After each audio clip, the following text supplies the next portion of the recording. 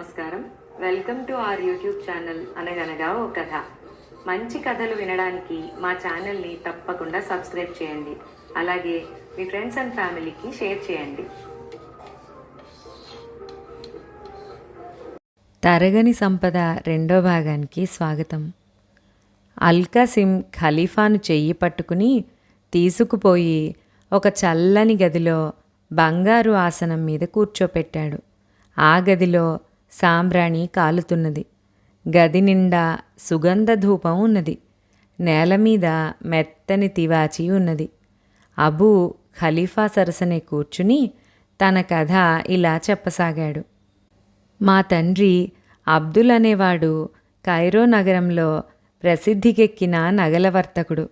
ఆయన తాత ముత్తాతలు కూడా ఆ నగరంలో ఉన్నవారే అయినప్పటికీ అపారంగా ధనమార్జించిన నా తండ్రి ఈజిప్టు సుల్తాను లోభానికి వెరిచి ఈ బస్రా నగరంలో అబ్బాసిద్ ఖలీఫాల రక్షణలో తలదాచుకోవలసి వచ్చింది. ఈ నగరంలోకెల్లా ధనికుడైన వర్తకుడి కుమార్తెను నా తండ్రి వివాహం చేసుకున్నాడు. ఆమెకు తోబుట్టువులు లేరు. నా తల్లిదండ్రులకు నేనొక్కడే సంతానం. ఈ కారణం చేత నా చిన్నతనంలోనే తల్లిదండ్రులు చనిపోగా నేను బ్రహ్మాండమైన ఆస్తికి వారసుణ్ణి అయ్యాను.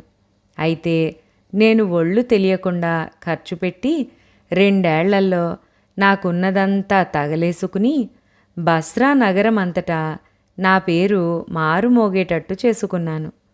ఇంత పేరు తెచ్చుకున్న చోట దరిద్రుడుగా జీవించలేక బస్రా విడిచి మరెక్కడికైనా పోదలిచి ఇల్లు వాకిలి అమ్మేసి వర్తకుల బిడారు వెంట బయలుదేరాను.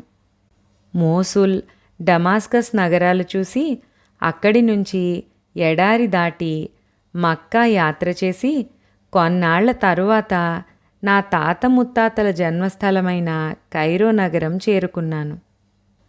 కైరో నగరపు భవనాలు, మసీదులు చూడగానే నాకు నా తండ్రి జ్ఞాపకం వచ్చి ఏడుపు వచ్చింది.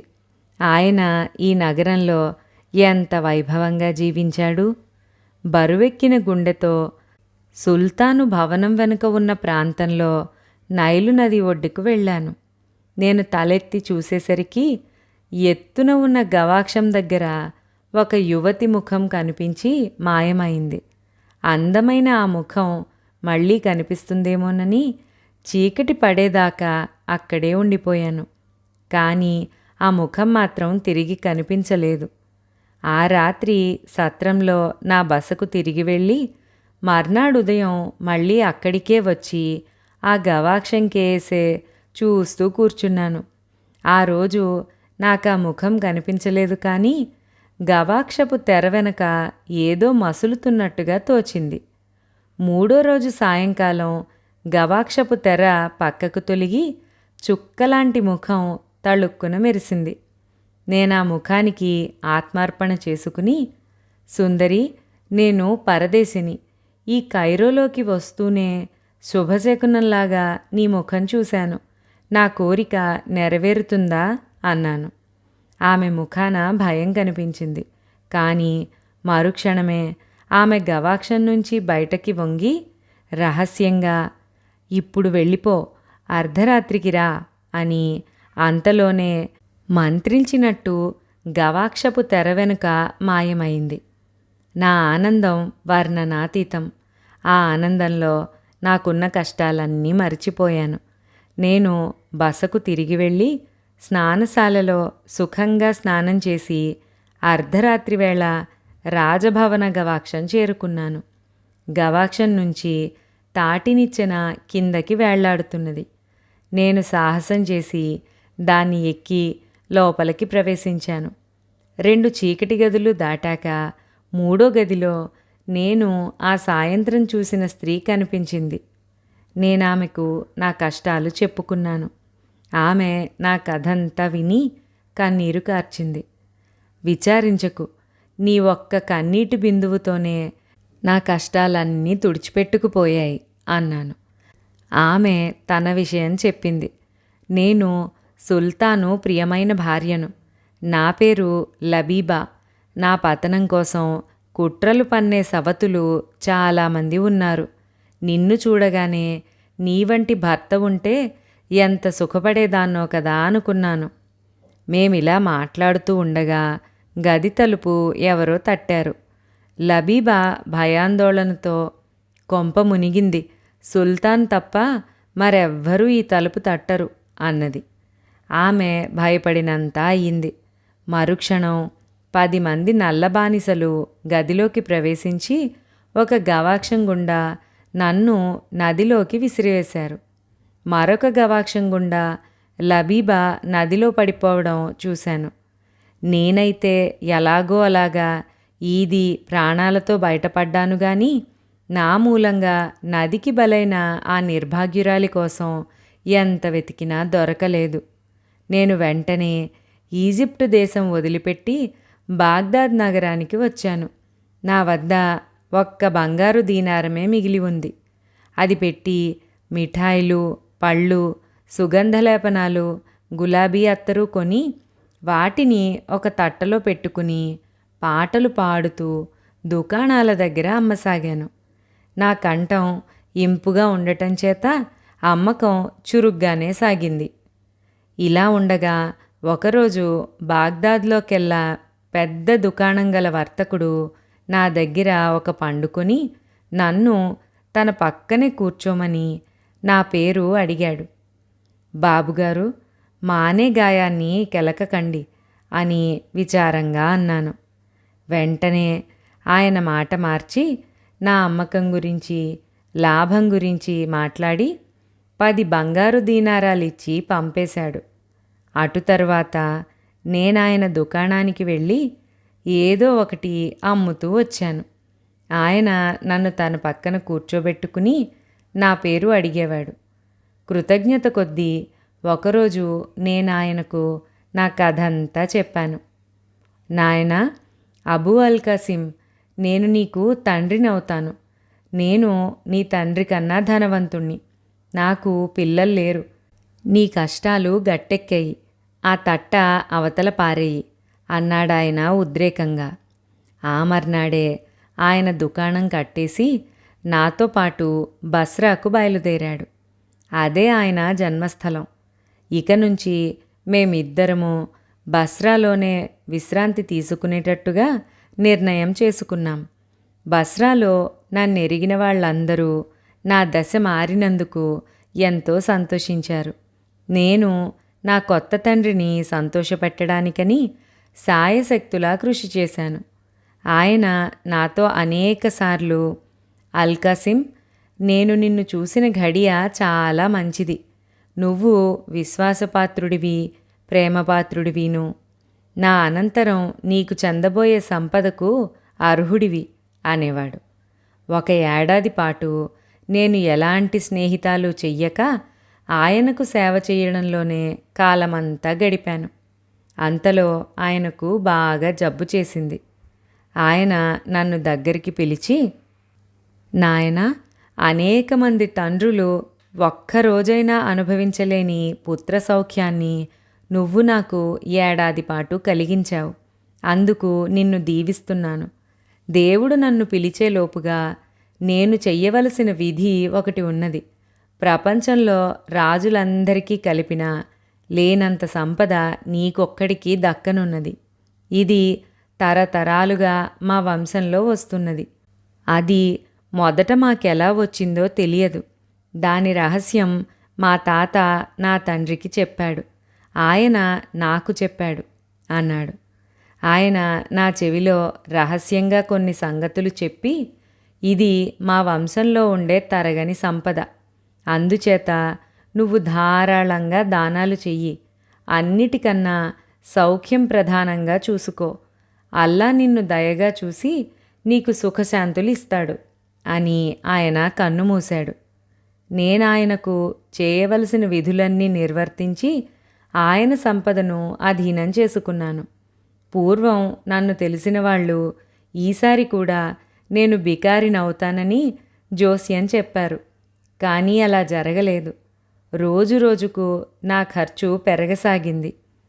బస్రాకు వచ్చే పరదేశీలకందరికీ రాజోపచారంగా ఆతిథ్యం ఇచ్చాను. అయినా ఇతరులు ఊహించినట్టుగా నేను బీదవాణ్ణి కాలేదు. నేను చేసే ఖర్చు చూసి నగరంలోని అధికారులకు కన్ను కుట్టింది.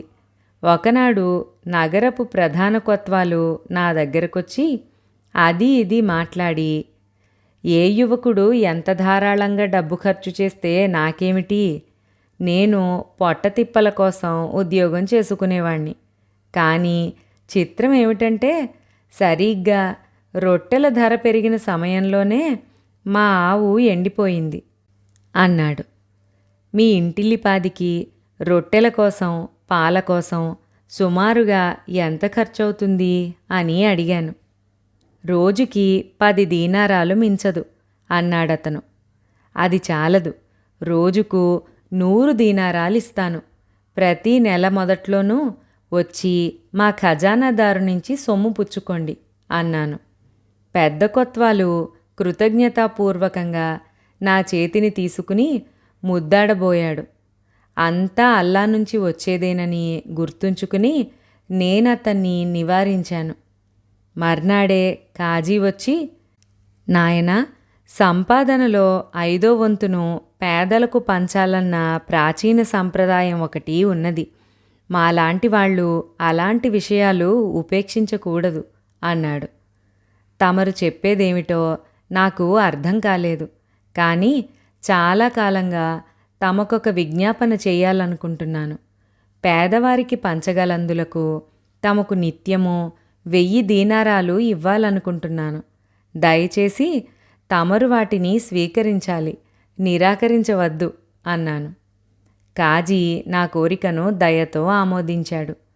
మరి 3 రోజుల తరువాత బస్రా పాలకుడు వలి అనేవాడు నన్ను తన సమక్షానికి పిలిపించుకుని ఎంతో దయగా మాట్లాడి, నీలాంటి యువకుడు తన నిధులను నాకు రహస్యంగా తెలియబరిచినట్టయితే అతను చేసే దుబారా ఖర్చు గురించి నేను ఆపేక్షించనని అందరికీ తెలుసు అన్నాడు. వలీగారికి నేను అలాంటి నిధులను చూపగలిగితే ఎంత బావుండేది. అయితే ఈ మధ్య నేనేమనుకున్నానంటే, నా దగ్గర గల కొద్దిపాటి ఆస్తిలో రోజుకు 2000 దీనారాలు సాధువులకు దానం చెయ్యడానికి ఏ అధికారి అయినా ఉంటే నా ప్రాణానికి సుఖంగా ఉంటుందనుకున్నాను అన్నాను. వలీగారు నా తరపున ఆ పెద్ద మొత్తాన్ని సాధు సజ్జనులకు దానం చెయ్యడానికి దయతో ఆమోదించారు. అది మొదలు ఈ లంచాలు మానకుండా ఇస్తూ వచ్చాను. ఆ 3 అధికారులు నన్ను ఇష్టం వచ్చినంత కానుకలు ఇవ్వనిస్తున్నారు. ఇదే నా తరగని సంపద కథ. ఈ కథను నేనింతకు ముందు ఎవ్వరికీ చెప్పలేదు అంటూ అబూ అల్ కసిం ముగించాడు. ఈ యువకుడి నిధిని చూడాలన్న కాంక్ష ఖలీఫాకు తీవ్రంగా కలిగింది. ఆయన ఆ యువకుడితో, ఎంత తీసినా తరగని నిధి ఎలా ఉంటుందో నేను ఊహించలేకుండా ఉన్నాను. దాన్ని కళ్ళారా చూస్తే గానీ నమ్మలేను. దాన్ని నాకు చూపించినట్టయితే రహస్యభంగం చెయ్యనని ప్రమాణం చేస్తున్నాను అన్నాడు. అతిథికి అసంతృప్తి కలిగించి పంపటం నాకు చావు కన్నా బాధాకరమైంది. అందుచేత మీ కోరిక కాదనలేను. కానీ మీరు కొన్ని నియమాలకు అంగీకరిస్తేనే కానీ ఆ నిధిని చూపించలేను.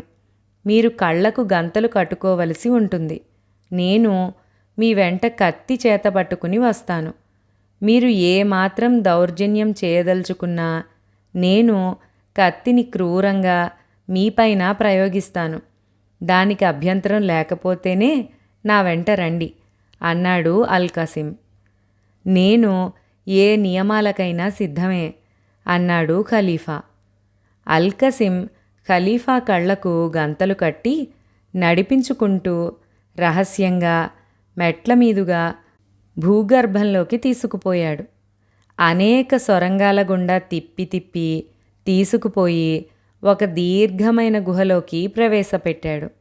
అది చాలా లోతున ఉన్నది. అక్కడ ఖలీఫా కళ్ళగంతలు విప్పాడు. అక్కడి గోడల నిండా అమర్చిన సూర్యకాంతిమణుల కాంతికి ఖలీఫా కళ్ళు జిగేలుమన్నాయి. ఆ కాంతిలో ఆయనకు 100 అడుగుల వ్యాసం గల చలువరాతి కొలను లాంటిది కనపడింది. దాన్నిండా బంగారు నాణాలున్నాయి. దానిగట్టున 12 విగ్రహాలున్నాయి. ఒక్కొక్క విగ్రహము ఒక్కొక్క రకం మణితో మలిచినది. అన్ని విగ్రహాలకు బంగారు దిమ్మలున్నాయి. ఈ బంగారు కొలనుకు అడుగు లేదు. మా వంశంలో వారంతా ధారాళంగా ఖర్చు పెట్టగా బంగారం అరంగుళం కూడా తరగలేదు అంటూ అబూ అల్ ఖసిం ఖలీఫాను మరొక హాలులోకి తీసుకుపోయాడు. అక్కడ ఇంకా పెద్ద కొలను ఉంది. దాన్నిండా ముడి వజ్రాలు సాన పట్టినవి పోసి ఉన్నాయి. దాని చుట్టూ 2 వరుసలలో చెట్లు ఉన్నాయి. అవి ఖలీఫాకు లభించిన నెమలి చెట్టు లాంటివే. కొలనుకు ఎగువగా కప్పు మీద ఇలా రాసి ఉంది: ధారాళంగా వ్యయం చేయగలవాడే కలిగినవాడు. స్నేహం తప్ప దక్కించుకోగలిగినది జీవితంలో ఏదీ లేదు. ఖలీఫా ఇలాంటి సంపదను చూస్తూ ఇంకా ఎన్నో హాలులు చూసి విసిగిపోయిన మీదట అల్ ఖసిం ఖలీఫా కళ్లకు తిరిగి గంతలు కట్టి తన ఇంటికి తీసుకువచ్చాడు. ఇద్దరు కూర్చున్నాక ఖలీఫా యువకుడితో, నువ్వు నాకు బహుమానంగా ఇచ్చిన అమ్మాయిని చూస్తే నీ ఇంట చాలామంది సౌందర్యవతులు ఉండాలని అనిపిస్తోంది అన్నాడు. లేకేం, ఉన్నారు. కానీ నాకు వారందరికన్నా నన్ను ప్రేమించి నదికి బలి అయిన ఒక్క స్త్రీ జ్ఞాపకమే విలువైనది. లబీబా నాకు తిరిగి దక్కేటట్టుంటే మీరు చూసిన ఈ సంపదనంతా ఇచ్చేయగలను అన్నాడు అల్ ఖసిం. అతను ఆ స్త్రీని ఇంతకాలము మర్చిపోకుండా ఉండడం చూసి ఖలీఫా మెచ్చుకుని అతనితో, ఎదురుగా ఉన్న సౌఖ్యాలలో గతించిన కష్టాలు మరిచిపోవాలి అన్నాడు. ఖలీఫా అతని దగ్గర సెలవు తీసుకుని అతనిచ్చిన కానుకలతోనూ బానిసలతోనూ బాగ్దాద్ నగరానికి తిరిగి వచ్చాడు. వస్తూనే ఆయన కారాగృహం నుంచి తన వజీరైన జఫర్ను రప్పించి క్షమించి బహుమానాలిచ్చి, జఫర్, అబూ అల్ ఖసింను ఏ విధంగా సత్కరించాలి?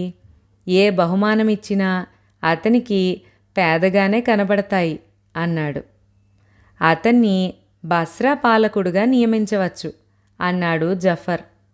అయితే నువ్వెళ్ళి అతన్ని తీసుకురా, అతని రాజ్యాభిషేకం మన కళ్ళ ముందే జరుపుదాం అన్నాడు ఖలీఫా.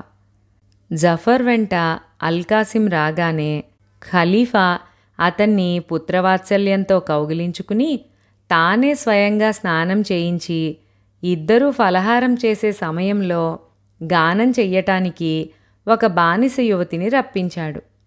అల్ ఖసిం ఆ యువతిని చూస్తూనే గట్టిగా అరిచి మూర్ఛపోయాడు. అతను తిరిగి స్పృహ తెచ్చుకున్నాక అతని మూర్ఛకు కారణం తెలిసింది. ఖలీఫా పిలిపించిన బానిస ఎవరో కాదు, లబీబాయే. నదిలో కొట్టుకుపోతోన్న లబీబాను ఒక పల్లెవాడు కాపాడి బానిసగా అమ్మాడు. ఆమెను కొన్నవాడు కొంతకాలానికి బాగ్దాద్ నగరానికి తెచ్చి ఆమెను రాజభవనంలో బానిసగా అమ్మాడు. ఈ విధంగా అల్ ఖసిం బస్రాకు రాజు కావడమే కాక తన ప్రియురాలిని తిరిగి పొంది చాలా కాలం సుఖంగా జీవించాడు. ఖలీఫా ఎంతో సంతోషించి గర్వాన్ని అహంకారాన్ని మరిచి ఆనందంగా ఉన్నాడు.